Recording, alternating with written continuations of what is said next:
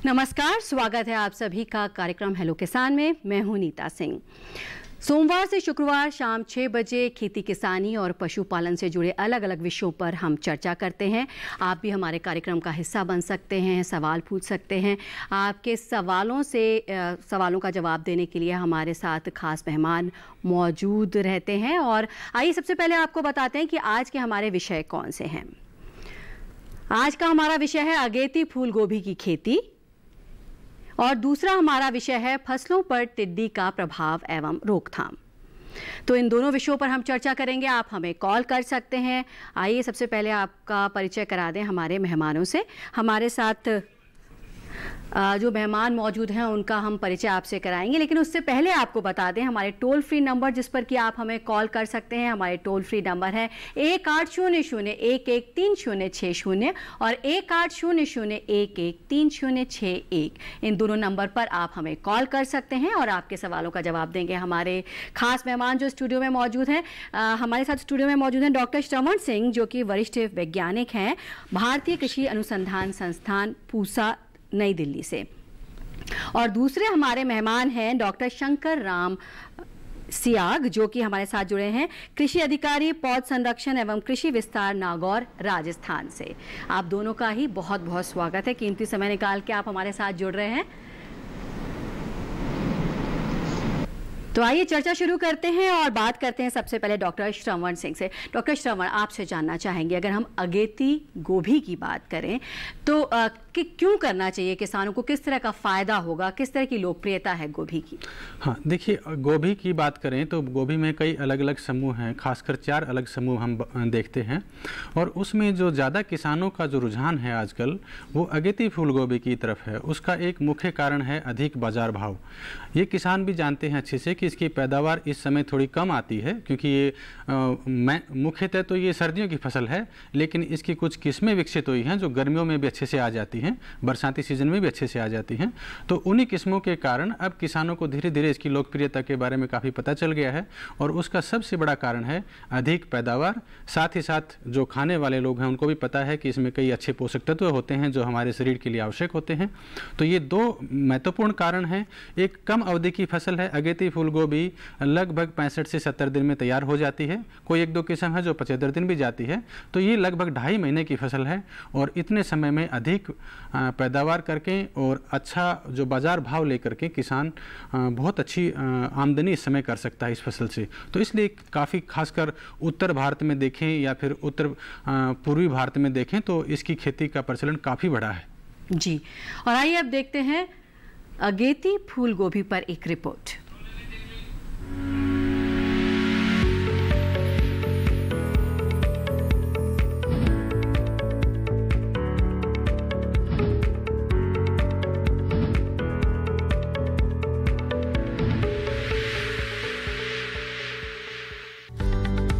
किसान इस समय खेतों में फूल गोभी की बुआई कर सकते हैं। बुआई से पहले खेत को अच्छी तरह जोतकर समतल जरूर कर लें। बुआई करते समय पौध से पौध की दूरी 45 सेंटीमीटर और कतार से कतार की दूरी 30 सेंटीमीटर रखें। 1 हेक्टेयर के लिए 400 से 500 ग्राम बीज काफी रहेंगे। फसल को रोग से बचाने के लिए बिजाई से पहले बीजों का इलाज जरूर कर लें। इसके लिए थिरम दवा का इस्तेमाल कर सकते हैं। इस दवा की 2 ग्राम मात्रा में 1 किलो बीजों को उपचारित कर सकते हैं। बुआई से पहले बीजों का इलाज कर लेने से मिट्टी और बीज जनित रोगों से बचाव होता है।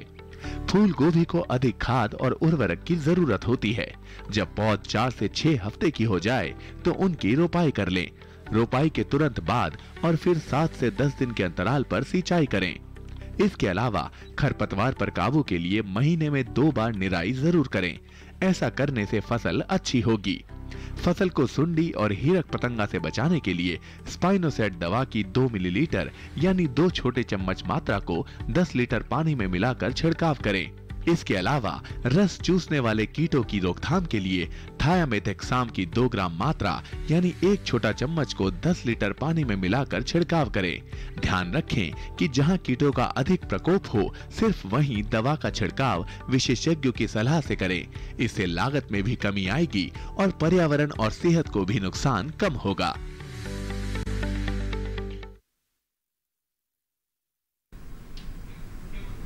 तो आइए डॉक्टर श्रवण से जानते हैं कि उन्होंने बताया किस तरह से अगेती गोभी को उगाने से फ़ायदे हैं, उसकी लोकप्रियता बताई। लेकिन डॉक्टर श्रवण ये बताइए कि अलग अलग राज्यों में क्या अलग अलग किस्मों की गोभी उगाई जानी चाहिए, तो वो किस्में क्या हैं उन्नत किस्मों की बात करें तो?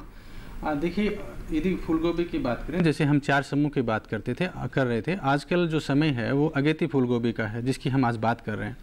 तो इसके अलग अलग समूह इसलिए बनाए गए हैं क्योंकि इसमें जो खाने वाला भाग, जो फूल गोभी हम बाज़ार में देखते हैं सफ़ेद वाली, उसको बनने की शुरुआत से लेकर के उसके फूल विकसित होने तक सारा जो इसमें प्रभाव रहता है वो तापमान का सबसे ज़्यादा प्रभाव रहता है। और ख़ासकर हम उत्तर भारत में देखते हैं कि अभी गर्मियाँ हैं और थोड़े दिन में जब सर्दियों की बात आएगी, जब जनवरी फरवरी का महीना आएगा तो बहुत ठंड हो जाती है। तो इसीलिए अलग अलग समय के हिसाब से अलग अलग किस्में बनाई गई हैं। आजकल अगेती की बात करें जिसकी बुआई अभी चल रही है, किसी किसानों ने बुआई कर दी है, कई लोग कर रहे हैं, तो ये अगेती फूल गोभी का समय है। इसमें 4-5 किस्में बहुत महत्वपूर्ण हैं जो खासकर हमारे पूसा संस्थान से निकली हैं। उसमें सबसे अगेती की बात करें, पूसा मेघना है।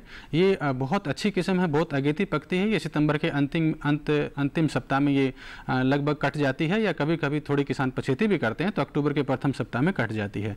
पैदावार कम होती है, लगभग 12 से 14 टन प्रति हेक्टेयर होती है इसमें पैदावार। तो जैसे अक्टूबर में काटेंगे तो थोड़ी ज़्यादा पैदावार आती है, सितंबर के अंत में काटेंगे थोड़ी कम पैदावार आती है। बहुत अच्छा ठोस क्रीमी सफ़ेद जो फूल इसका रंग रहता है, और 200 से 250 ग्राम 400 ग्राम तक का भी फूल इसमें देखा गया है। इसके अलावा 2 किस्में और हैं, पूसा कार्तिकी और पूसा अश्विनी। ये नई किस्में निकली हैं।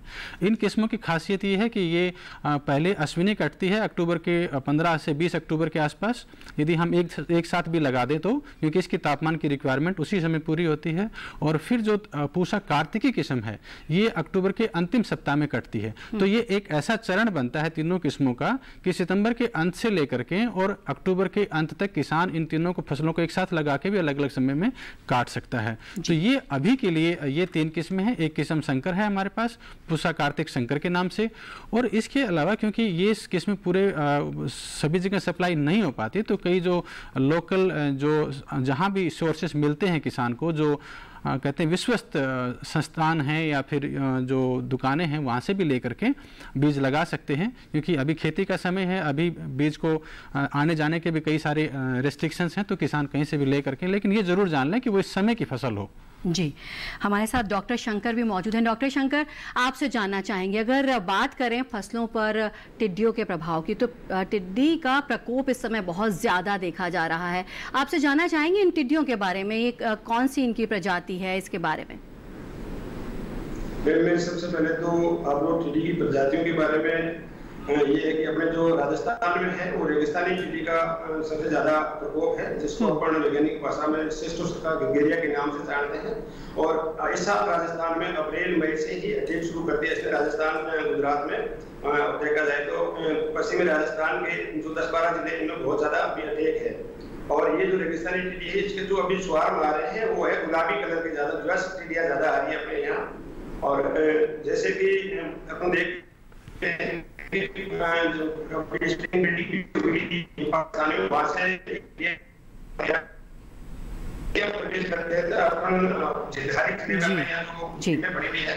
जी, आपसे बातचीत जारी रखेंगे और जी बातचीत जारी रखेंगे आपसे। यहाँ पर देखते हैं एक रिपोर्ट जिसमें बताया गया है कि किस तरह से फसलों का बचाव कर सकते हैं टिड्डियों से।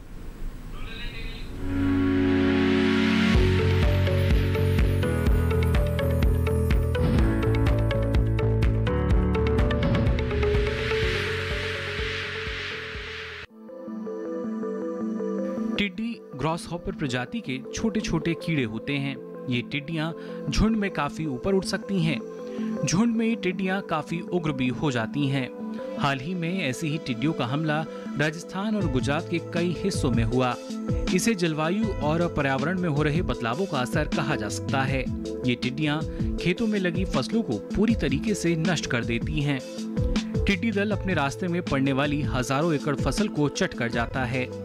इससे खाद्यान्न का संकट तो पैदा होता ही है, साथ ही किसानों की माली हालत बेहद खराब हो जाती है। इन टिड्डियों का एक छोटा दल एक दिन में लगभग 2500 व्यक्तियों का भोजन चट कर सकता है।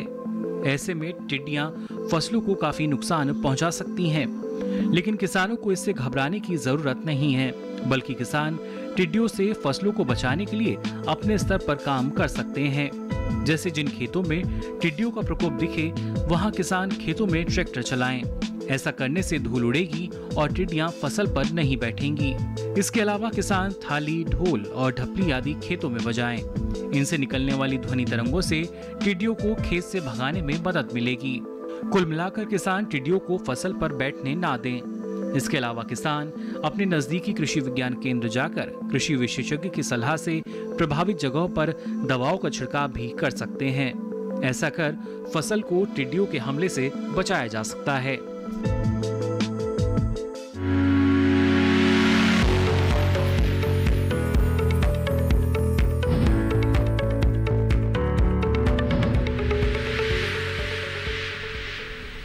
और बात करते हैं अगेती गोभी की। तो डॉक्टर श्रवण, आपसे जानना चाहेंगे कि क्या बीज का उपचार करना भी ज़रूरी है? हाँ, देखिए, जो बीज उपचार है वो एक अहम प्रक्रिया है फसल उत्पादन में, और ख़ासकर सब्जियों में तो इसका महत्व ज़्यादा ही है, क्योंकि सब्जियों में बीमारियां भी ज़्यादा आती हैं, तो हमें शुरुआती अवस्था से ही बचाने की ज़रूरत होती है। तो बीज उपचार के लिए पहले मैं ये बता दूं कि बीज लगभग अगेती फूलगोभी में 500 से 750 ग्राम बीज प्रति हेक्टेयर की पौध बनाने के लिए ज़रूरी होती है। इस समय थोड़ी ज़्यादा ज़रूरत पड़ती है, क्योंकि एक तो गर्मी है मई जून के महीने में, और जुलाई में भी गर्मी थोड़ी ज़्यादा रहती है, तो अंकुरण थोड़ा कम रहता है। दूसरी बात, बारिश बार बार होने से कई बीमारियां आती हैं, खासकर जो डैम्पिंग ऑफ बोलते हैं, जो नर्सरी में ही पौधे गिर जाते हैं जड़ के पास से, तो वो एक बीमारी खासकर नर्सरी में आती है। उसकी वजह से ये बीमारी आने से पौधों की संख्या कम हो जाती है। तो ये कहें कि हमें जितना पौधा मिलना चाहिए वो उतना नहीं मिल पाता, इसलिए बीज थोड़े ज़्यादा लेते हैं। अब बात आती है उपचार कैसे करें। तो बीज उपचार करना बहुत आवश्यक है, क्योंकि ये जो मैंने बीमारी बताई इससे बचाव भी वो बीज उपचार करता है हमारा। तो इसके लिए जो किसान ऑर्गेनिक खेती नहीं करते हैं, नॉर्मल खेती करते हैं, तो वो बाविस्टिन 2 ग्राम प्रति किलो बीज के हिसाब से उपचारित कर सकते हैं। यदि आपको 500 ग्राम बीज लेना है तो 1 ग्राम बाविस्टिन ले लें और उसको ठीक से अच्छे से मिला करके फिर उसकी बुआई करें। तो जो नर्सरी में बीमारी है वो नहीं आएगी, या आती भी है तो बहुत कम आती है। दूसरी, यदि जो किसान ऑर्गेनिक खेती करते हैं तो उनके लिए सलाह दी जाती है कि लगभग 5 ग्राम ट्राइकोडर्मा पाउडर लेकर के उसको 1 किलो के हिसाब से आप उसको मिला सकते हैं। ये दोनों ड्राई ट्रीटमेंट होते हैं, इसमें कोई पानी मिलाने की, पेस्ट बनाने की जरूरत नहीं होती। उससे आप करके तुरंत आप उसकी नर्सरी बेड्स में बुआई करने के लिए तैयारी करें। तो ये चीज़ें 2 खासकर हैं। लेकिन जिन क्षेत्रों में एक ब्लैक रॉट, काला सड़न की बीमारी आती है, उससे बचाव, ये बीमारी कहीं कहीं देखी जाती है, हर जगह नहीं आती। उसमें पत्तों के ऊपर कोणीय धब्बे बन जाते हैं और बाद में पत्ते धीरे धीरे नीचे से गिरने लग जाते हैं। हालांकि फूल के ऊपर ज़्यादा नुकसान नहीं होता। उससे बचाव के लिए हम कहते हैं कि 50 डिग्री का गुनगुना ताप पानी होता है, उसमें आधा घंटा बीज को भिगो के रखिए। तो उससे वो बीमारी, क्योंकि वो बीज के अंदर बीमारी रहती है, जो काला सड़न बोलते हैं, उसका कीटाणु जो है, बैक्टीरिया, तो वो नहीं रहता। तो ये हमारे लिए ये 2-3 तरीके हैं। ये करने से फंगिसाइड को रोकने के कर लिया हमने, और बैक्टीरिया को रोकने के लिए कर लिया, तो हमारी फसल को जो शुरुआती समस्याएं आने वाली हैं या जो बीज के थ्रू आगे जाने वाला था उससे भी बचाव हो जाता है। और जो गर्म पानी का मैंने बताया, उसमें एक बीमारी और आती है जो काला पत्ता धब्बा रोग बोलते हैं, अल्टरनेरिया बीमारी बोलते हैं, उससे भी वो हमारी मदद करता है। तो इस प्रकार ये दोनों उपचार तो जरूर कर ले। जी, तो बताया कि इस तरह से बीज उपचार कर सकते हैं श्रवण जी ने। हमारे साथ कॉलर जुड़ने लगे हैं, मध्य प्रदेश से एक कॉलर हमारे साथ जुड़ गए हैं। पूछिए, आप क्या जानना चाहते हैं, क्या है आपका सवाल? जी निरंजन जी, पूछिए, क्या है आपका सवाल? जी नमस्ते मैडम। नमस्ते मैडम, मैं विदिशा से बोल रहा हूँ, एमपी से। जी, तो मैं पूछना चाह रहा हूँ कि अगेती गोभी का बीज कहाँ से मिलेगा प्रमाणित?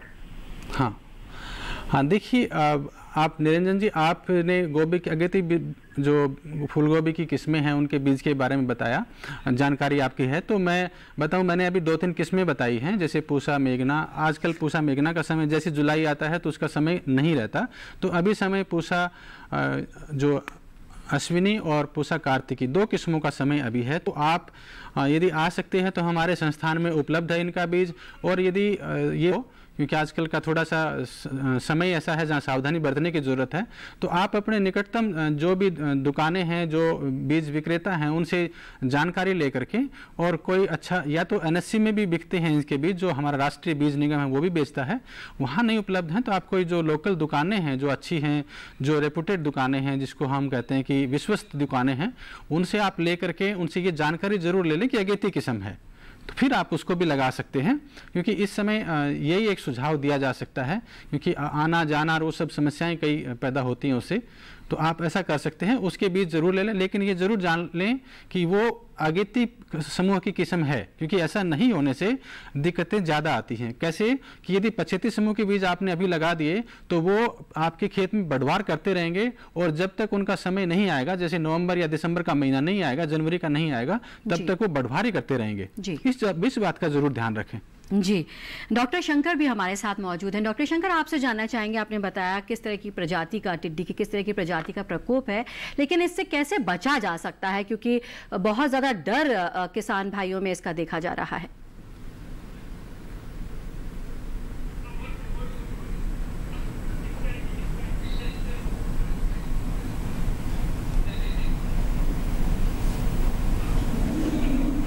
जी, इनकी आवाज़ हम तक नहीं पहुंच पा रही है। हम डॉक्टर श्रवण, आपसे जानना चाहेंगे कि आपने बताया किस तरह से बीज का उपचार कर सकते हैं। अब आपसे ये जानना चाहेंगे कि क्या खेत की तैयारी किस तरह से करनी चाहिए अगर हमें अगेती गोभी की खेती करनी है तो? हाँ, देखिए, अभी जो हम बीज की बात करें, उसी के साथ साथ एक बहुत महत्वपूर्ण पहलू है, वो शायद हमें डिस्कस करना है खेत की से जस्ट पहले, वो है पौधशाला की तैयारी। क्योंकि आजकल का जो जून का महीना है और जो जुलाई का महीना है, ये अगेती फूल गोभी की पौध तैयारी का भी समय है, और जो मध्य पछेती आने वाली समय है उसका भी फूल गोभी, उसकी भी पौध तैयारी का समय है। तो पौध, कई किसानों को देखा है कि वो 1-1, 2-2 किलो बीज लेके जाते हैं और वो नर्सरी ठीक से पैदा नहीं कर पाते, तो उनकी जो रिकवरी है पौधों की, एक नर्सरी से जितने पौधे आना चाहिए वो उससे 1/4 या 1/3 भी नहीं आ पाते। तो उसका कारण है कि उसमें वहाँ कहीं कोई खामियां रह गई। तो इसके लिए सलाह क्या दी जाती है कि एक थोड़ी ऐसी जगह चुनें नर्सरी के लिए जहाँ पानी की भराव की कोई गुंजाइश ना हो, बिल्कुल जल भराव की समस्या वाला क्षेत्र बिल्कुल ना लें। दूसरा, ऐसी जगहों में ऊंची मेड़ियां बनाए, बेड बनाएं, जो लगभग 1 फीट ऊंची होनी चाहिए और लगभग 1.5 फीट चौड़ी होनी चाहिए, और लंबाई 3-4 मीटर रख सकते हैं। ऐसी उठी हुई मेड़ी बना करके उसके ऊपर लाइनों में बुआई करें बीज की। उसको अच्छे से मिट्टी को उपचारित कर सकते हैं जहाँ कोई समस्या हो, जैसे कि हम सलाह देते हैं कि 2 ग्राम बाविस्टीन प्रति लीटर पानी का घोल बना करके बेड को तर कर दें, तो उसके 2-3 दिन बाद में जब वो ठीक हो जाए तब बुआई का कार्य करें। तो ये जरूर करें। पौधशाला के लिए भूमि की तैयारी अच्छे से करें, मेड़ी अच्छी बनाएं और उसमें फिर पंक्तियों में बुआई करें। अब हर पंक्तियों के बीच में लगभग 5-7 सेंटीमीटर की दूरी रखें। हमारी जितनी 3-4 अंगुलें रहती हैं, किसान के लिए सबसे आसान है, उतनी रख करके लगभग 1-2 पेरवा जो बोलते हैं हम लोग कि 1-1.5 सेंटीमीटर गहरी बोएं, और उसके ऊपर सूखी घास डाल करके सुबह शाम पानी डालें। 3-4 दिन बाद में जब अंकुरण होता है तब घास को हटाएं, और आवश्यकता पड़ने पे, गर्मियों के दिन हैं, थोड़ा सा छाया भी दें।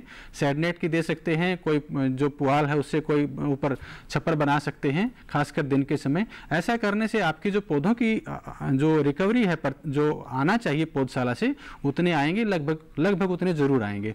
तो ये पौधशाला का ऊपर जरूर ध्यान दें। समय समय पर निराई गुड़ाई भी करें, उसकी कीट बीमारियां हैं उसके बारे में बात करेंगे, लेकिन ऐसा जरूर करें। जी, तो पौधशाला प्रबंधन के बारे में बता रहे हैं डॉक्टर श्रवण, और बहुत ही उपयोगी जानकारी दे रहे हैं। उनसे आगे भी चर्चा जारी रखेंगे। यहाँ रुक रहे हैं एक छोटे से ब्रेक के लिए।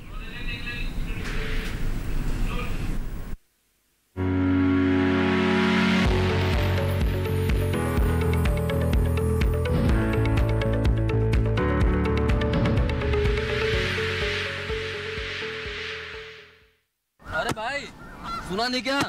केसीसी ने किसानों का जिंदगी बदल दिया है। देश के छोटे किसान 1,60,000 रुपये तक का कर्ज बिना किसी गारंटी को ले पाएंगे। ब्याज खोरों से भी पीछा छुटा। मैं तो जैविक खेती का पूरा सामान मंगा लिया।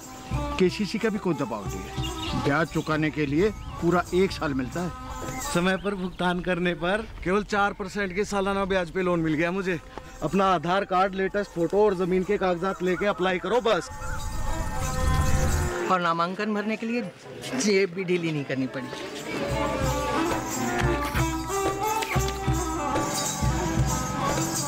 चाचा, उधार चुकाने के 24 घंटे के बाद उतने ही पैसे वापस निकाल सकते हैं।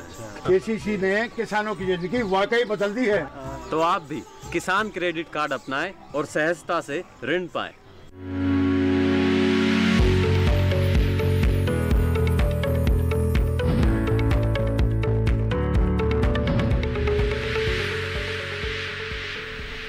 ब्रेक के बाद एक बार फिर आप सभी का हेलो किसान में स्वागत है। हम चर्चा कर रहे हैं कि अगेती फूल गोभी के लिए किस तरह से तैयारी करनी चाहिए। आइए डॉक्टर श्रवण से जानते हैं कि खेत किस तरह से तैयार करना चाहिए, वो हम उनसे जानेंगे। साथ ही डॉक्टर शंकर भी हमारे साथ मौजूद हैं, उनसे जानते हैं। डॉक्टर शंकर, आप बता रहे थे कि किस तरह से हम अपनी फसलों को बचा सकते हैं टिड्डियों के प्रकोप से।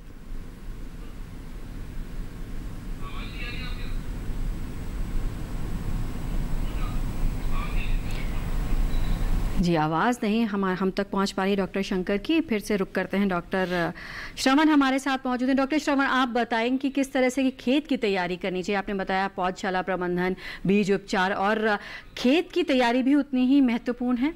हाँ, जब फूल गोभी की बात करते हैं तो ये बात हमें समझनी चाहिए कि ये ज़्यादा पोषक तत्व खाने वाली फसल है। अब इसमें ज़्यादा पोषक तत्व खाने वाली फसल है तो क्योंकि इसकी जो ज़रूरत है वो थोड़ी ज़्यादा है, कम समय में ज़्यादा बढ़ाव लेती है, तो इस हिसाब से खेत की तैयारी भी हमें विशेष रूप से करने की ज़रूरत होती है। और ख़ासकर अगेती फूल गोभी के लिए खेत की तैयारी के मायने अलग होते हैं, क्योंकि इस समय बारिश होती है। बारिश में जल भराव की कहीं भी थोड़ी बहुत समस्या होने से ये जो बीमारी है, जड़ गलन की बीमारी बोलते कभी कभी आती है उसमें, या पौधों के मर जाने की जो शुरुआती अवस्था में है, ऐसी बीमारियां ज़्यादा आती हैं। तो इससे बचाव के लिए खेत का विशेषता तैयार करने की ज़रूरत है। तो इसके लिए जैसे हम कहते हैं कि गोबर की सड़ी हुई खाद लगभग 35 से 30 टन प्रति हेक्टेयर, 35 टन के आसपास प्रति हेक्टेयर के हिसाब से ज़रूर डालें। ये लगभग 3-4 सप्ताह पहले डाल करके, जैसे आजकल आपने जैसे साथ में आपने पौध की बुआई की है, उधर खेत में भी खाद डालने का कार्य तुरंत कर दें और उसको फैला करके अच्छे से जुताई करवा दें। 5-7 दिन बाद में एक बार फिर से जुताई करवाएं और ऐसे 1-2 बार और जरूरत पड़े तो जुताई करने के बाद में जब अंतिम जुताई होती है उस समय हमें जो हमारे जो खाद और उर्वरक देने होते हैं, खासकर जो डीएपी देते हैं हम लोग, और फास्फोरस और पोटास, और आधी मात्रा नाइट्रोजन की, इन तीनों को अंतिम जुताई के समय डाल करके अच्छे से जुताई करवा के और फिर मेड़ियाँ बनवा करके रोपाई करने के लिए खेत की तैयारी करें। अब मेड़ियाँ जनरली क्या होता है कि ये जो अगेती फूल गोभी की हमने अभी बताया भी है कि लगभग दूरी है जो पंक्ति से पंक्ति की दूरी वो हम 1.5 फीट रखते हैं और पौधे से पौधे की दूरी हम 1 फीट रखते हैं। क्यों ऐसा? क्योंकि इस समय की जो अगेती फूल गोभी है उसका बढ़ाव बहुत कम होता है। ये मुख्य जो सीजन की गोभी है वैसे नहीं बढ़ेगी, छोटी बढ़ेगी। तो छोटी बड़ी तो ज्यादा पौधे लगा करके भले छोटे फूल आए, लेकिन हम पौधे की संख्या ज्यादा करने से हमारे प्रति हेक्टेयर जो पैदावार किसान को आती है वो अच्छी आ जाती है। तो इस बात का जरूर ध्यान रखें। मेड़ी पे करने से तो बहुत सारी बीमारियां नहीं आती, क्योंकि पानी हमेशा मेड़ी में रहता है तो पत्ते टच नहीं होंगे जमीन के तो बीमारी भी नहीं आएगी। तो इस बात का जरूर ध्यान दें। 30 से 30 टन के आसपास, 35 टन के आसपास गोबर की खाद डालें, 2-3 जुताई करें और अंतिम जुताई के साथ में आप जो नाइट्रोजन की मात्रा आधी, फास्फोरस और पोटास की पूरी मात्रा अच्छे से मिला करके खेत की तैयारी करें। जिन भूमियों में थोड़ी अम्लीयता है या पीएच मान जिसका कम है, यदि आपने जांच करा रखा है बहुत अच्छी बात है, नहीं तो कराना चाहिए मृदा का जांच। और जहां अम्लीयता दिख रही है, थोड़ा क्षार की कमी है, तो वहां पर लगभग 5 क्विंटल चूना प्रति हेक्टेयर के हिसाब से जरूर डालें, क्योंकि कुछ किस्में ऐसी भी होती हैं गोभी में जो कैल्शियम की कमी की वजह से पत्तों में ऊपर से जलन दिखाती हैं। तो ये जो 2-3 चीज़ों का जरूर ध्यान रखें। जी, डॉक्टर शंकर हमारे साथ फिर एक बार जुड़ गए। डॉक्टर शंकर, आपसे जानना चाहेंगे किन बातों का ध्यान रखना होगा फसलों को टिड्डियों से बचाने के लिए? फसलों को टिड्डियों से बचाने के लिए अपने को विशेष रूप से 3 बातों का ध्यान रखना होगा। सबसे पहले तो अपने को जागरूकता बहुत जरूरी है। जागरूकता के साथ जैसे ही अपने किसी एरिया में टिड्डी का प्रवेश होता है तो उसकी प्रॉपर ट्रैकिंग होनी चाहिए, और ट्रैकिंग होने के बाद में शाम को जहाँ ये पड़ाव डालती है उस जगह का अपने को पता होना चाहिए पहले से, जहाँ यहाँ पड़ाव डाला है, टिड्डी के दल का आकार का पता होना चाहिए। इसके साथ साथ उन टिड्डियों का रंग कैसा है, और महत्वपूर्ण चीज है कि पड़ाव उसने डाला कहाँ है। जैसे कि रात को टिड्डियां ज्यादातर ऊंचे पेड़ों की हाइट पे बैठती है, तो उस दौरान जो टीमें होती है, सर्वेक्षण टीमें, वो रात को 10-11 बजे उस जो डेंसिटी वाला एरिया है जहाँ टिड्डी पड़ाव हो रहा है वहाँ पे घूम फिर के देख लीजिए कि कहाँ पॉपुलेशन ज्यादा है, कहाँ पे डेंसिटी टीबी की ज्यादा है, उस स्थान पे अपन कार्रवाई नियंत्रण की करते हैं। उसी दौरान जो एक दूसरी टीम होती है प्रत्येक ग्राम पंचायत स्तर पर संरक्षण अलावा जो नियंत्रण टीबी कंट्रोल की टीम होती है, वो टीम उसी दौरान कंट्रोल संबंधित तमाम तैयारियां पूरी कर लेती है। जैसे कि तैयारी के लिए एक तो ट्रैक्टर माउंटेड स्प्रे होते हैं, उसके ट्रैक्टर माउंटेड स्प्रे तैयार करने जो आवश्यक जो रसायन है जिनका छिड़काव किया जाता है, उन रसायनों की पर्याप्त उपलब्धता सुनिश्चित कर दी जाती है। और इसी के साथ साथ वहाँ पे जो अपना लोकस कंट्रोल ऑर्गेनाइजेशन जो कृषि विभाग के साथ काम करता है, उसी का वो भी अपने काम साथ में चलाता है। इंश्योर की ड्रोन वगैरह भी अपने जिलों को मिले हैं, ड्रोन की सहायता से जहाँ हाइट पे बैठे हैं, जो पानी पे है या पेड़ों के ऊपर टॉप पे जो बैठी है दीदियाँ, उनका कंट्रोल ड्रोन की सहायता से किया जाता है। और जो कई बार देखते हैं कि ट्रैक्टर माउंटेड स्प्रे की वहाँ पहुँच नहीं पाते, तो उस स्थिति में किसान भाइयों से ये आग्रह किया जाता है कि वो अपनी जो बड़ी लंबी डंडियां होती है 8 से 10 फीट बांस की, उन डंडियों का प्रयोग करें, ताकि क्या है कि उसे हाइट पे स्प्रे किया जा सके। और जो महत्वपूर्ण चीज है इस दौरान अपने को ध्यान रखने की, वो है मैम जो कीटनाशक काम में लिया जाता है, और उसके दौरान सेफ्टी मेजर्स, वो सेफ्टी मेजर्स बहुत जरूरी है, क्योंकि ये कीटनाशक काफी जहरीले होते हैं। तो सेफ्टी के साथ हवा का रुख का ध्यान रखते हुए अपन लोग इसका स्प्रे कराते हैं, कंट्रोल कराते हैं। लेकिन दिन में टीबी का कंट्रोल करना नामुमकिन होता है, तो किसानों को विशेष तौर से इन बात का ध्यान रखना होता है कि दिन में टीबी को 2 तरीके से अपन बचा सकते हैं। पहला तो अपन करते हैं शोर ध्वनि करके, साउंड पॉल्यूशन के द्वारा किसी चीज की आवाज करके। दूसरा अपन खेत में धुआं, जैसे कि अपना कचरा है, पराली वगैरह पड़ी है, तो खेत की जो बाउंड्री है उस पर कचरा इकट्ठा रखें, और जैसे टीबी के आगमन की सूचना हो उस समय खेत में धुआं करते हैं हल्का, तो धुआं रहेगा तो टिड्डियां लगेंगी और उनके आगे चली जाएगी, तो उस दौरान वो अपना बचाव कर सकता है। जी, तो बहुत ही उपयोगी जानकारी दी है डॉक्टर शंकर ने, किस तरह से नियंत्रण कर सकते हैं, रोकथाम कर सकते हैं टिड्डियों का फसल पर आतंक हो अगर। तो हमारे साथ एक कॉलर जुड़ गए हैं, शैलेंद्र जी ने कॉल किया है उज्जैन मध्य प्रदेश से। पूछिए शैलेंद्र जी, आप क्या जानना चाहते हैं? Hello ma'am. Hello, good evening ma'am. Good evening जी मैम, मैं फूल गोभी की खेती के बारे में जानना चाहता हूँ। जी, मैं जानना चाहता हूँ कि जब उसकी हम नर्सरी तैयार करते हैं तो उस टाइम किस प्रकार की तैयारी करनी होती है, और उसके बाद फिर अगर खेत में फिर रोपाई करते हैं तो उस वक्त खेत की तैयारी किस प्रकार मिट्टी की करनी है, और किस प्रकार खाद प्रबंधन और अच्छे से अच्छी पैदावार के लिए क्या क्या करना पड़ेगा मैम? जी, हेलो। जी, हेलो। जी बिल्कुल शैलेंद्र जी, आपके सवाल का जवाब देंगे डॉक्टर श्रवण। डॉक्टर श्रवण, आपसे पूछ रहे हैं कि किस तरह से तैयारी करनी चाहिए। हाँ, देखिए शैलेंद्र जी, आपने जो बात पूछी है वो हम 2-3 बातें यहाँ पहले से उसके बारे में चर्चा कर रहे थे। आप अगेती फूलगोभी की अभी जो समय है अगेती फूलगोभी का, तो उसकी जो खेती करना चाहते हैं तो उसके लिए पहले तो मैंने बताया कि किस्मों का विशेषता ध्यान रखें। उसके लिए मैंने 2-3 किस्में आपको बताई हैं। यदि आप हो सकता है तो इनको खरीद सकते हैं, नहीं तो आप अपने वहाँ से जो विश्वसनीय स्रोत हैं वहाँ से अगेती फूलगोभी की ही किस्में लें। अब ये अच्छे से जान करके अब बात आती है कि लगभग मैंने बताया कि 500 से 750 ग्राम बीज प्रति हेक्टेयर के हिसाब से हमें चाहिए होता है। आप हाइब्रिड ले रहे हैं तो 500 ग्राम ठीक है, और यदि ओपी वैरायटी ले रहे हैं तो 750 ग्राम बीज लें, क्योंकि उसमें थोड़ा जमाव की समस्या रहती है। तो ये इस बात का ध्यान रखें। अब पौध की जो पौध तैयारी की बात आती है, पौधशाला का प्रबंधन की, तो उसके लिए जैसे मैंने बताया था कि ऐसी जगह ले जहाँ पे जल भराव की स्थिति ना हो, पहले से कोई बीमारी वाली जगह नहीं रहे, जहाँ परमानेंट कोई छाया नहीं आए, कोई बिल्डिंग की या कोई ऐसे पेड़ की छाया हमेशा के लिए ना रहे, क्योंकि उससे अच्छी पौध नहीं बनती। तो ऐसी बातों का ध्यान रखते हुए जगह का चुनाव करें। और लगभग जैसे मैंने कहा था कि 1 फीट के आसपास ऊंची उठी हुई और लगभग 1.5 फीट चौड़ी और 3 से 5 मीटर लंबी आप बेड बनाएं। उन बेड को ज़्यादातर यदि आपने कभी पहले गोभी की खेती ऐसे की नहीं है तो कोई समस्या नहीं आने वाली ज़्यादा, क्योंकि ये वहीं आती है जहाँ पहले से हम कई बार नर्सरी बनाते हैं, तो वहाँ ज़मीन को उपचार की भी ज़रूरत पड़ती है। और नहीं तो आप उस बेड के ऊपर जो बीज मैंने बताया उसको उपचारित करके, जैसे मैंने 2 ऑप्शन दिए थे, ट्राइकोडर्मा और बाविस्टिन का। बाविस्टिन 2 ग्राम 1 किलो के हिसाब से, ट्राइकोडर्मा 5 ग्राम 1 किलो के हिसाब से आप कोई सा भी ले करके उसे उपचारित करके और पंक्तियों में बोएं। बेड के ऊपर बहुत हल्की हल्की पंक्तियां लगभग 5 से 7 सेंटीमीटर की दूरी पर आप एक साइड में, जैसे कि चौड़ाई है उस दिशा में उसको बना करके उसको बोएं और उसको सूखी घास से ढक दें। सूखी घास लें, हरी घास लेंगे तो उससे समस्याएं आती हैं। सूखी घास लेके उसको सुबह शाम पानी दें। 3-4 दिन बाद में जब अच्छे से जमाव आता है तो घास को हटा दें। तो ये एक शुरुआती अवस्था का ध्यान है। उसके बाद बाविस्टिन का 2 ग्राम प्रति लीटर का घोल का स्प्रे कर दें। जब ये 7-8 दिन की हो जाती है एक निराई गुड़ाई कर दें। फिर 15 दिन की 20 दिन की होती है फिर एक निराई गुड़ाई कर दें। और जब अंतिम लगभग 30 दिन या 35 दिन की पौध हो जाती है तो 30 दिन बाद में आप 1 दिन के अंतराल से पानी दें। उससे क्या होगा, आपकी पौध में शक्ति आएगी।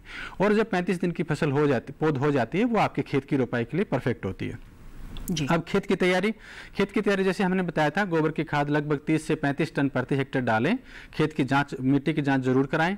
इतना डाल करके फिर उसकी 2-3 बार गुड़ाई करें। और जब अंतिम जुताई करेंगे आप अपने खेत की, उस समय जैसे मैंने बताया कि आप नत्रजन की आधी मात्रा, फॉस्फोरस पोटास की पूरी मात्रा। अब कितनी आधी मात्रा, हम कहते हैं कि 120 किलो नत्रजन प्रति हेक्टेयर देनी चाहिए।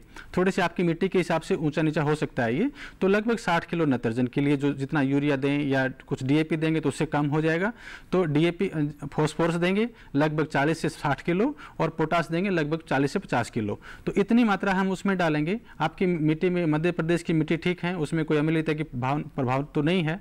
और कभी कभी बोरॉन की कमी देखने को मिलती है, जहाँ सूखापन भी रहता है, थोड़ी मिट्टी में थोड़ी कोई कमी हो, तो उसके लिए हम कहते हैं कि लगभग 1-1.5 किलो बोरेक्स प्रति हेक्टेयर के हिसाब से जरूर छिड़क दें। वो आप जैसे उर्वरक डालते हैं उसी के समय इसको भी डाल दें। मोलिब्डेनम की कमी हमारे यहाँ नहीं देखने को मिलती। तो ये इतनी सी चीज़ें हैं, इसको आप करें। और मैंने बताया कि मेड़ी बना करके अगेती फूल गोभी के लिए करें। आपका पानी भी बचेगा, आपके पौधों की संख्या भी ज़्यादा बनी रहेगी। क्योंकि पौधे ज़मीन की टच नहीं होते तो बीमारी पौधे में जाते नहीं, ज़्यादातर पत्तों से बीमारी जाती है जो हम बात करते हैं।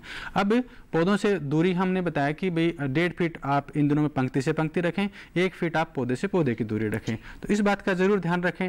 और रोपाई खासकर अगेती फूल गोभी की इवनिंग में ही करें, शाम के समय करें।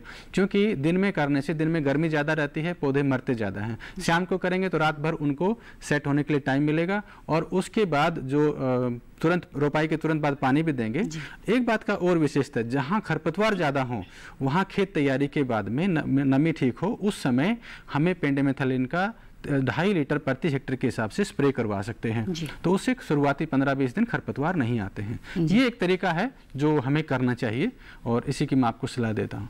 जी, बहुत अच्छे से शैलेंद्र जी, उम्मीद करते हैं कि आपको आपके सवाल का जवाब मिल गया होगा। पूरा शुरू से लेकर आखिर तक की जानकारी दी है डॉक्टर श्रवण ने। यहाँ पर वक्त हो गया एक और छोटे से ब्रेक का। ब्रेक के बाद जल्द हाजिर होते हैं। आप तैयार रहिए अपने सवालों के साथ।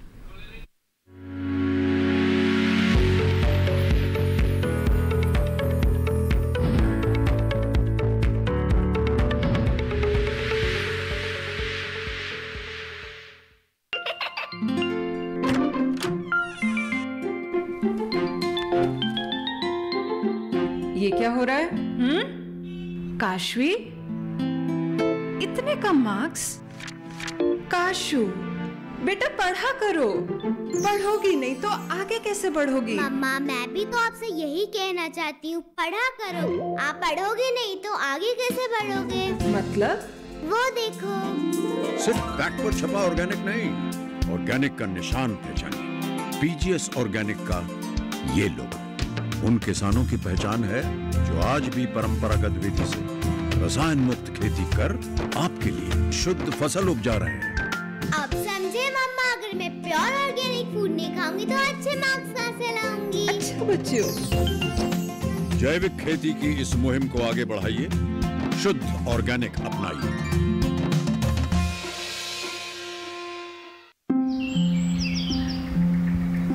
अरे अरे अरे क्या कर रहा है? इधर इधर इधर, हम बोल रहे हैं तेरे बीजू का। पुतला बोल रहा है? हाँ, पक्षियों से तो हम खेत को बचा लेते हैं, पर इन घातक रसायनों से कैसे बचाएं? मतलब? देख बेटा, तू जो ये अंधाधुंध रसायन मिलाता है ना, मिट्टी की सेहत बिगड़ने लगी है। और जब माटी ही कमजोर पड़ जाएगी तो उपज कैसे सेहतमंद होगी? हाँ? अरे पहले ऐसा नहीं था। पूछना अपने बड़े बुजुर्गों से, कैसे फसल लहलहाती थी, शुद्धता झलकती थी। हाँ, माटी भी तंदुरुस्त और लोग भी। पहली वाली बात कहाँ? पर हम तो सब यही डाले। सब नहीं, आज भी लाखों जागरूक किसान परंपरागत विधि से फसल उगा रहे हैं, खर्चा कम और उपज की कीमत भी बेहतर पा रहे हैं। ठीक है भाई, मैं भी आज से जैविक खेती शुरू करूंगा। माटी से प्रेम की परंपरा है, परंपरागत खेती।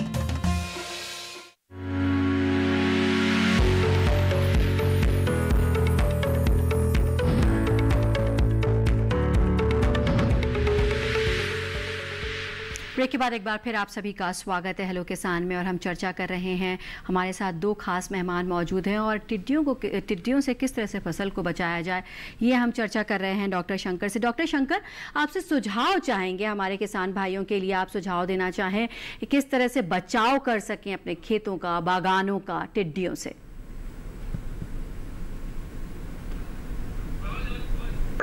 एक तो जैसे ही टिड्डी की सूचना उनको मिले, आज मजबूत है, सूचना मिल जाती है, तो पहले से ही 2 तरीके मैंने बताए थे दिन में बचाव के। पहला तरीका तो किसानों को अपनाना होगा कि अपने जो साउंड पॉल्यूशन जिससे अपन कहते हैं ध्वनि करके, जैसे ढोल है, थाली है, नगाड़ा है, इनको बजाकर टिड्डियों को उड़ा के दूर भगाया जा सकता है।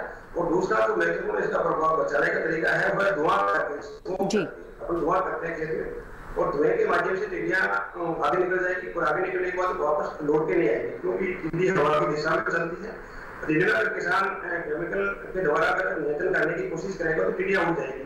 तो केमिकल का जो कंट्रोल है वो रात में ही प्रभावी होता है। जैसे ही रात को 8 बजे के आसपास टिड्डियां किसानों के खेतों में पड़ाव डालती है, तो उस समय किसानों से निवेदन है कि उनको छेड़े नहीं, उन टिड्डियों को उड़ाने की कोशिश नहीं करें, कोई आवाज नहीं करे, और कृषि विभाग या राजस्व विभाग या लोकल डिपार्टमेंट इनको सूचित करे, ताकि समय पे नियंत्रण की जो कार्रवाई है वो रात्रि में होती है। अक्सर क्या होता है कि टिड्डी नियंत्रण की कार्रवाई सुबह 8 बजे से पहले हम लोगों को करनी होती है, जहाँ पड़ाव होता है, और दिन में उसको जो मैंने बचाव के तरीके बताए उन्हीं को फॉलो करना होगा, ताकि वो अपनी फसलों को बचा सके। वैसे मेरे इस बात क्या है कि अपने राजस्थान में टिड्डी का बहुत ज्यादा अधिक हुआ है। किसानों के साथ साथ अपने लोगों को सचेत रहना होगा, स्थानीय जनप्रतिनिधियों को भी बहुत जागरूक रहना जरूरी है। जैसे कि हमारे यहाँ नागौर में देख रहे थे, सबसे पहले 8 मई को टिड्डी का ठीक हुआ था, तब से लेकर आज तक लगातार हो रहा है नागौर जिले में, राजस्थान में। और यहाँ के जो स्थानीय शासक महोदय है श्रीमान हनुमान जी बेनीवाल, तो वो इतने ज्यादा एक्टिव है कि किसानों को जोड़ रहे हैं, सरपंच को फोन कर रहे हैं, हम लोगों को मदद कर रहे हैं, कलेक्टर महोदय भी बहुत बढ़िया सहयोग कर रहे हैं। हमारे जो गवर्नमेंट है, एनसीओ जो लोकल ऑर्गेनाइजेशन जो डिपार्टमेंट है भारत सरकार का, उनकी गाड़ियां भी उन्होंने मंगाई, ड्रोन की व्यवस्था करवाई।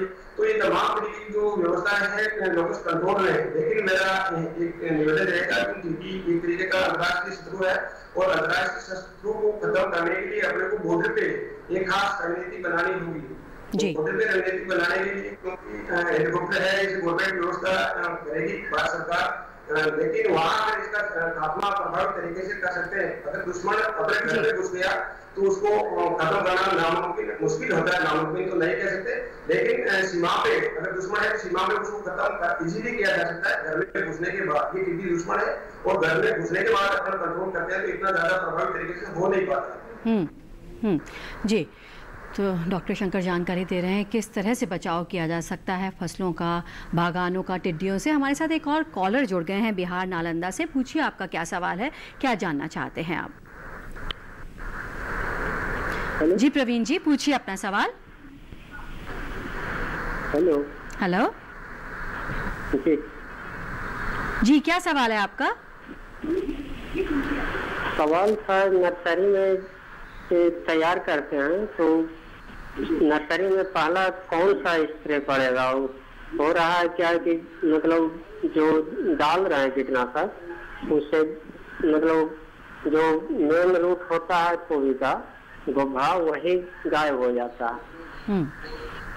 जी, ये फूल गोभी से जुड़ा सवाल है। कह रहे हैं कि पहला स्प्रे कौन सा करना चाहिए, या हाँ आप पूछना चाहते हैं कि स्प्रे कौन सा करना चाहिए जब रोग लग जाते हैं फूल गोभी को?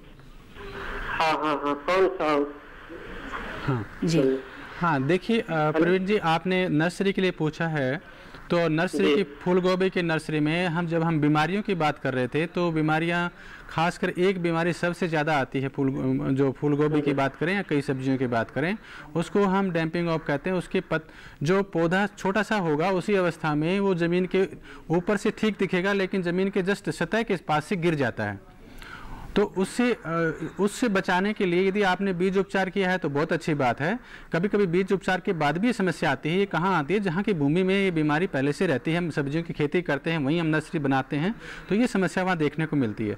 तो इसके लिए क्या सलाह दी जाती है कि जब आप ये 5-6 दिन की जब जमाव के बाद में 2-4 दिन की हो जाती है, उसके बाद में हल्की सी गुड़ाई करें और उसके बाद बाविस्टिन का 2 ग्राम प्रति लीटर के हिसाब से घोल बना लें एक, और उसको थोड़ा सा इस पर डालेंगे और फिर 2-3 दिन बाद में फिर जरूरत पड़े 4 दिन बाद में फिर से डालिए।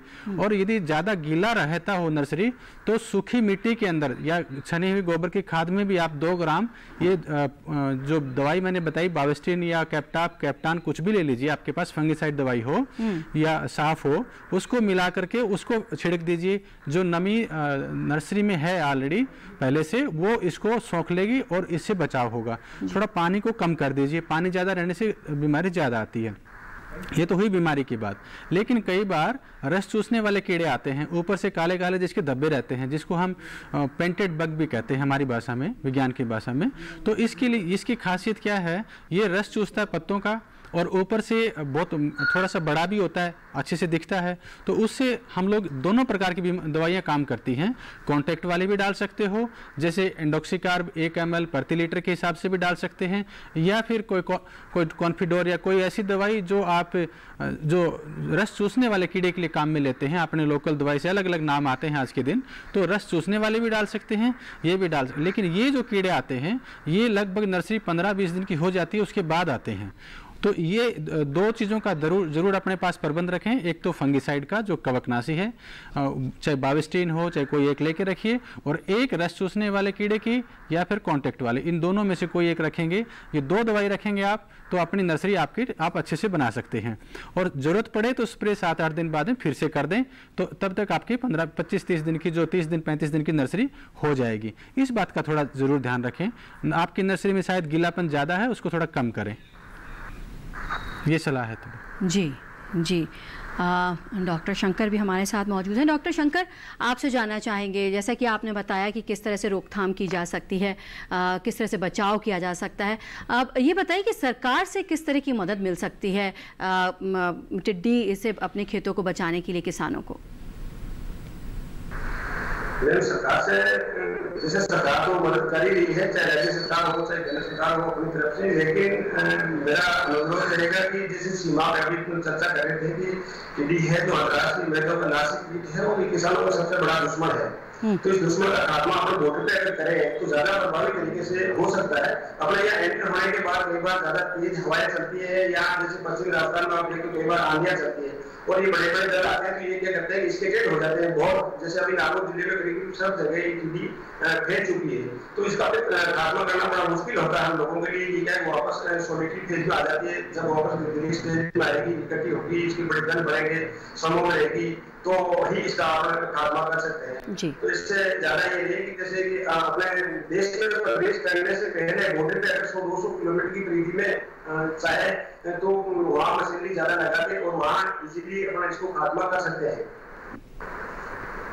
जी, बहुत उपयोगी जानकारी डॉक्टर शंकर आपने दी कि कैसे किसान अपने खेतों को, अपने बागानों को बचा सकते हैं टिड्डी के प्रकोप से। डॉक्टर श्रवण, आपसे जानना चाहिए, आपने बताया किस तरह से रोगों से, कीड़ों से आप बचा सकते हैं गोभी को। अगर हम विकारों की बात करें और किस तरह की समस्याएं किसानों को आ सकती हैं गोभी की खेती में? हाँ, देखिए, गोभी की जैसे हम बात कर रहे थे, मैं बार बार एक चीज़ पे जोर दे रहा हूँ कि किस्मों का चयन सही तरीके से करें, क्योंकि जो फूल बनता है वो तापमान के साथ संबंध उसका रहता है। यदि गलत किस्म चुन ली हमने, ये समूह बनाए इसलिए गए हैं कि तापमान को ध्यान में रख करके, यदि हमने कोई पछेती किस्म अगेती लगा दी तो क्या होगा कि वो बढ़वार करती रहेगी, और जब तक उसका ठंडा तापमान जितना चाहिए उसको, जैसे 10 से 12 डिग्री सेल्सियस का जो औसतन तापमान चाहिए उसके फूल बनने के लिए उस किस्म को, तो वो उसी समय बनाएगी जब वो तापमान मिलेगा, जो कि जनवरी-फरवरी में मिलता है, दिसंबर के लास्ट में जा करके। ऐसे यदि अगेती किस्म को हम पछेती लगा देते हैं तो अभी लगाएंगे तो वो अच्छी खासी पैदावार देगी, लेकिन पछेती लगा देंगे तो वो छोटे छोटे बटन बनाएगी जो लगभग 30-40 ग्राम के 50 ग्राम के होंगे। तो एक विकार ये आता है गलत चुनाव करने से। दूसरी बात, यदि ये गलत चुनाव हमने कर लिया और थोड़ा सा और अलग तरीके से लगाते तो कभी कभी फूल के अंदर से पत्ते भी निकल आते हैं, जिसको हम लीफीनेस कहते हैं या पत्तेदार गोभी भी कहते हैं, पत्ते भी आ जाते हैं उसमें, तो ये भी एक समस्या आती है। अब कई किस्में ऐसी होती हैं जो सही समय पर नहीं लगाएं और तापमान में उतार चढ़ाव आ जाता है, कभी बादलों की वजह से कह दें या फिर कोई बारिश होने की वजह से, और उतार चढ़ाव की वजह से कभी कभी फूल के ऊपर मटमैली ग्रोथ आ जाती है, तो ये उसको राइसिनेस भी कहते हैं। कभी कभी थोड़ा सा ज़्यादा सर्दी में रहता है तो फजीनेस कहते हैं। और कभी कभी फूल एक उपयुक्त अवस्था आकर के कटाई करने की अवस्था तक आकर के ठीक रहता है, लेकिन किसान कभी कभी सोचता है कि 2-3 दिन बाद में काट के भेजूंगा, तो उस अवस्था में कभी कभी फूल चारों तरफ से पिंक होने लग जाता है, हल्का कलर उस पर आ जाता है, जो लाल लाल कलर से आ जाता है। तो ये जो विकार हैं ये तापमान की वजह से रहते हैं, और खासकर इन विकारों में कहीं ना कहीं पोषक तत्वों का भी रोल रहता है। जैसे हमने बोरोन का मैंने जिक्र किया था, बोरोन सही नहीं होने से फूल के ऊपर भूरे भूरे धब्बे बन जाते हैं, वो एक बीमारी से भी बनते हैं लेकिन बोरोन की कमी से भी बनते हैं। तो इसलिए बोरोन का उपयुक्त मात्रा में प्रबंधन रखें। यदि किसी किसान ने खेत में नहीं डाले हैं तो स्प्रे कर सकता है। स्प्रे के लिए 0.3% का आप घोल बनाइए और उसको स्प्रे कर दीजिए, तो उससे जब फूल अच्छी अवस्था में पौधा ग्रोथ हो रखा हो, फूल की शुरुआत नहीं हुई हो, उस अवस्था में इसको स्प्रे कर दें। तो नाइट्रोजन की ज़्यादा मात्रा नहीं दें, नहीं तो बढ़वार ज़्यादा होगी और फूल देरी से आएंगे। तो इस हिसाब से थोड़ा सा ध्यान रखें, तापमान का विशेषतः ध्यान, और खासकर किस्मों का चयन विशेषकर इस पे ज़रूर ध्यान दें, तो ये विकार नहीं आएंगे। जी, तो डॉक्टर श्रवण बता रहे हैं कि इन छोटी छोटी बातों का अगर आप ध्यान रखेंगे तो गोभी की अच्छी उपज आपको मिल सकती है। यहाँ रुक रहे हैं एक और छोटे से ब्रेक के लिए।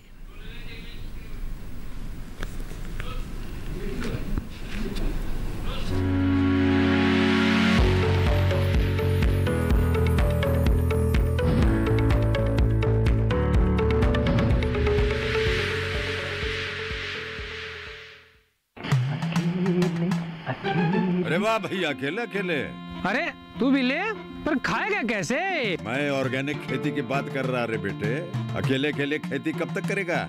मतलब गांव में 20-25 किसानों का समूह बना के पंजीकरण करवा ले, फिर सरकारी ट्रेनिंग भी मिलेगी और मुफ्त जैविक बीज खाद भी। फिर पीजीएस ऑर्गेनिक की सरकारी मोहर के साथ तेरी उपज आकर्षक पैक में पहुंचेगी बड़े बाजार तक। अच्छा? हाँ। अरे भाई कहाँ चल दिया? सबको साथ लाने, आमदनी बढ़ाने। तो किसान भाई समझ गए ना, साथ मिलकर ऑर्गेनिक खेती कीजिए, अपनी परंपरा को आगे बढ़ाइए, ज्यादा मुनाफा कमाइए। माटी से प्रेम की परंपरा है परंपरागत खेती।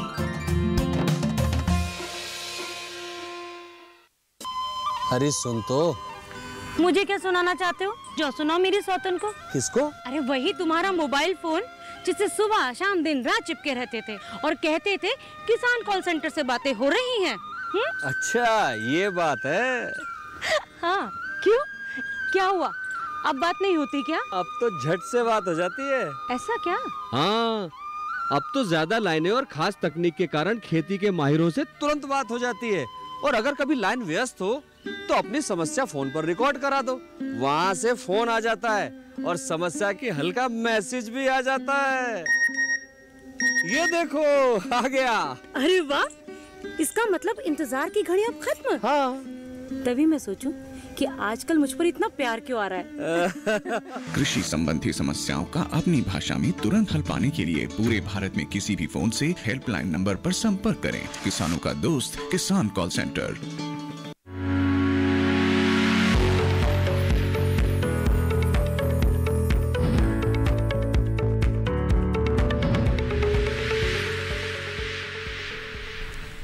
ब्रेक के बाद एक बार फिर आप सभी का हेलो किसान में स्वागत है। डॉक्टर शंकर हमारे साथ मौजूद हैं जो कि बता रहे हैं कि फसल पर टिड्डियों के प्रभाव से किस तरह से बचा जा सकता है। डॉक्टर शंकर ये बताइए कि आंधी की तरह ये टिड्डियां जो हैं एक राज्य से दूसरे राज्य में फैलती चली जा रही हैं, पहले राजस्थान और अब यूपी और मध्य प्रदेश तक फैलती जा रही हैं, क्या इनको रोक पाना संभव है? किस तरह से रोका जा सकता है इन्हें? मैडम इसको रोक पाना संभव है, थोड़ा मुश्किल जरूर है, लेकिन रोकने के लिए अपने को मार्च एक कोच की जरूरत है। जैसा कि मैं भी किसानों से जैसे निवेदन हम लोग करते भी हैं कि जितने ज्यादा किसान जुड़ेंगे इस महकमे के साथ, कृषि विभाग, राजस्व विभाग और लोकल कंट्रोल ऑर्गेनाइजेशन के साथ, अगर स्थानीय किसान ज्यादा से ज्यादा जुड़ेंगे तो इसको खत्म किया जा सकता है। इससे पहले पूरे देश में फैलने से पहले मैं पहले बता रहा था आपको कि इसको बॉर्डर लाइन जो बॉर्डर एरियाज है उस पर अपने को कुछ रणनीति अपनानी होगी ताकि कम से कम देश में इसका प्रवेश होने के बाद जैसे कि तेज हवा चलती तो एक दिन में टीडी 200-250 किलोमीटर प्रतिदिन तक ये अपना रास्ता तय कर लेती है और कई बार तो इतनी तेज हवा चलती है कि देखते हैं कि आज राजस्थान में प्रवेश की और शाम तक जयपुर से आगे निकल जाती है टीडियां। तो ये फिर आगे जाके ये हवा में जगह जगह स्टेटेड हो जाती है, उस समय अपने लिए थोड़ी मुश्किल हो जाती है। तो जहाँ बैठे वहाँ के स्थानीय किसान जो है उन गाँव के ग्रामीण लोग ज्यादा से ज्यादा प्रशासन के साथ जुड़ के और सहयोग करेंगे तो इसको खत्म करने में आसानी रहेगी जी, क्योंकि मास रिस्पॉन्स की जरूरत है इसके लिए। मास रिस्पांस की ज़रूरत है, सामूहिक प्रयास की ज़रूरत है। सभी किसानों को मिलकर टिड्डियों का जो प्रकोप है उसे रोकना पड़ेगा, बढ़ने से आगे बढ़ने से रोकना पड़ेगा। डॉक्टर शंकर, आपने हमको अपना महत्वपूर्ण समय दिया, उसके लिए आपका शुक्रिया। और डॉक्टर श्रवण हमारे साथ इस समय मौजूद हैं। डॉक्टर श्रवण, आपसे जानना चाहेंगे कोई और सुझाव जो आप किसानों को देना चाहें अगेती फूल गोभी से जुड़ा हुआ? हाँ, एक जो सुझाव मैं खासकर अभी, क्योंकि अगेती फूलगोभी की रोपाई का समय आने वाला है, जुलाई की प्रथम सप्ताह से कई किसान इसकी रोपाई शुरू कर देते हैं। तो एक जब आप रोपाई शाम के समय करें और रोपाई करने से पहले जैसे आप पौधशाला से उखाड़ते हैं पौध को, नर्सरी को, तो उसके बाद उसको लगभग आधा घंटा 10 ग्राम ट्राइकोडर्मा प्रति लीटर के घोल में या 2 ग्राम बाविस्टिन प्रति लीटर के घोल में उसको भिगो के रखें।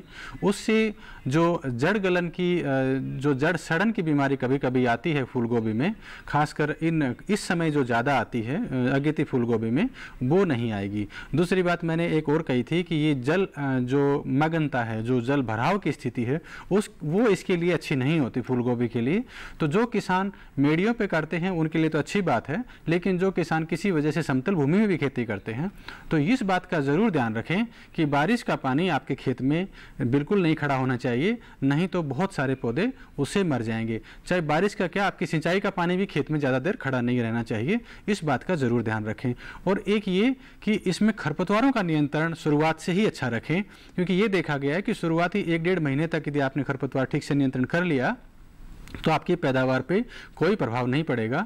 और यदि आपने विपरीत किया कि ठीक से प्रबंधन नहीं किया तो लगभग जो आपकी पैदावार थी उसकी 60 से 70% तक कम हो जाती है। तो इस बात का ज़रूर ध्यान रखें, शुरुआत से ही आप इन 2-3 बातों का ज़रूर ध्यान रखें और आप इससे अच्छी पैदावार ले सकते हैं। ये कह लीजिए कि लगभग 2.5-3 महीने के समय में आप लगभग 60 से 80 हज़ार रुपये प्रति हेक्टर आप आराम से इस फसल से कमा सकते हैं। इतने ये जो आंकड़े हैं ये हमारे सामने आए हैं। तो एक अच्छी फसल है, खासकर जो गेहूं के पहले का समय है उसके लिए, खास बहुत सारे किसानों के लिए एक उत्तम आय का जरिया बन सकती है ये फसल। जी डॉक्टर श्रवण, आपने बताया कि किस तरह से अच्छी कमाई का ज़रिया हो सकता है अगर अगेती फूल गोभी ठीक से की जाए तो उसकी उपज अच्छी मिल सकती है।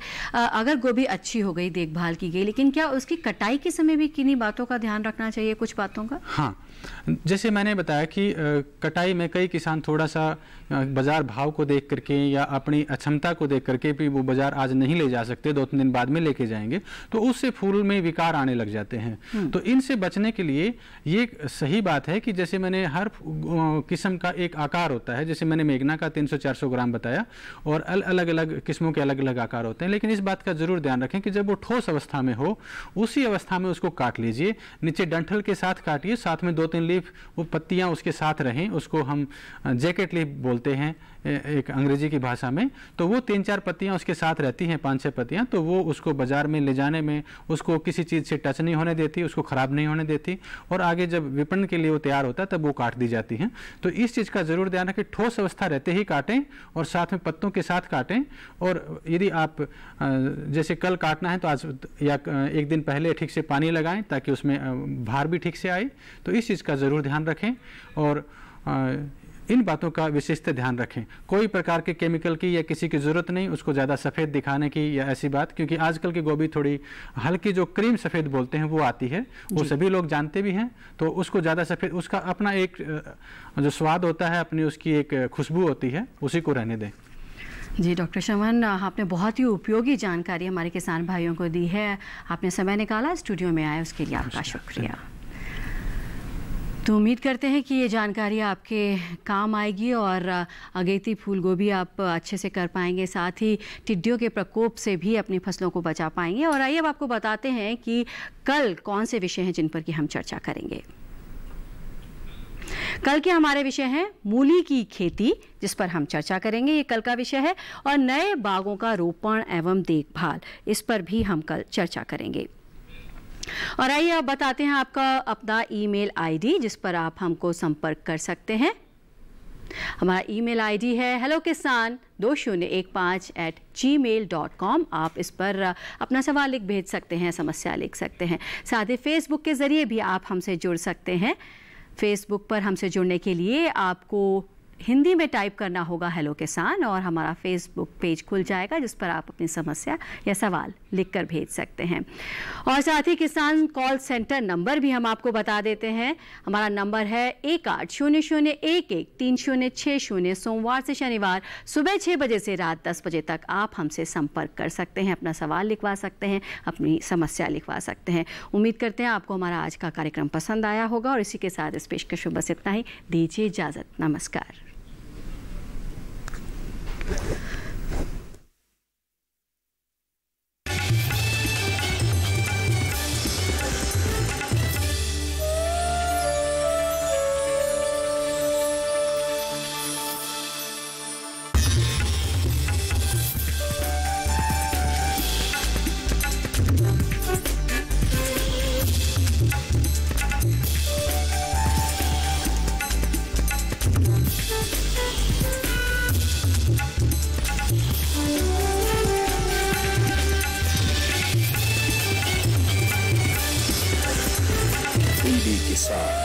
बदलते भारत की शान।